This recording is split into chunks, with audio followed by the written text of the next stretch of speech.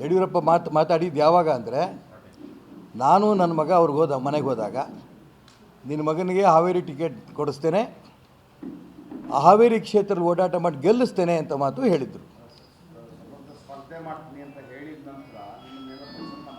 ಕೊನೆಯ ತನಕವೂ ಕೂಡ ಯಡಿಯೂರಪ್ಪನ ಮಕ್ಕಳು ಕಾಂತೇಶಿಂಗ್ ಹಾವೇರಿ ಟಿಕೆಟ್ ಆಗತ್ತೆ ಅಂತ ಮೇಲೆ ಮೇಲೆ ಮೇಲೆ ಮೇಲೆ ಫೋನ್ ಮಾಡ್ತಾಯಿದ್ರು. ಇನ್ನು 2 ದಿನ ಅನೌನ್ಸ್ ಆಗಂತ ಹಿಂದಿನ ದಿನವೂ ಕೂಡ ರಾಘವೇಂದ್ರ ಕಾಂತೇಶಂಗೆ ಫೋನ್ ಮಾಡಿ, ದೇವರಣ್ಣ ನಿನಗಾಗತ್ತೆ.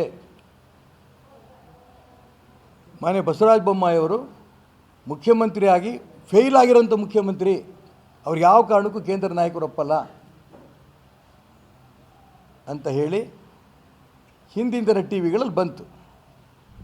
ಹಾವೇರಿಗೆ ಬಸವರಾಜ ಬೊಮ್ಮಾಯಿ, ಚಿಕ್ಕಮಗಳೂರಿಗೆ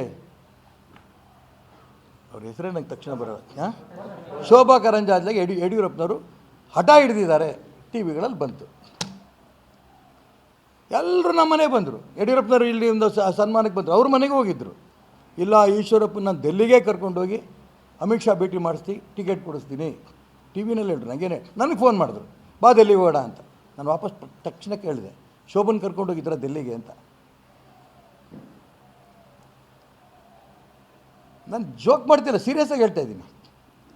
ನಿಮಗೆ ಶೋಭನ್ಗೆ ಹಠ ಟಿಕೆಟ್ ಕೊಡ್ಸೋಕ್ಕೆ ಬರುತ್ತೆ, ದೆಹಲಿಗೂ ಅವ್ರು ಕರ್ಕೊಂಡು ಹೋಗಿದ್ದೇನೆ. ನೀವು ಪ್ರಾಮಿಸ್ ಮಾಡಿದಂಥ ಕಾಂತೇಶಂಗೆ ಯಾಕೆ ಕೊಡ್ತಿಲ್ಲ?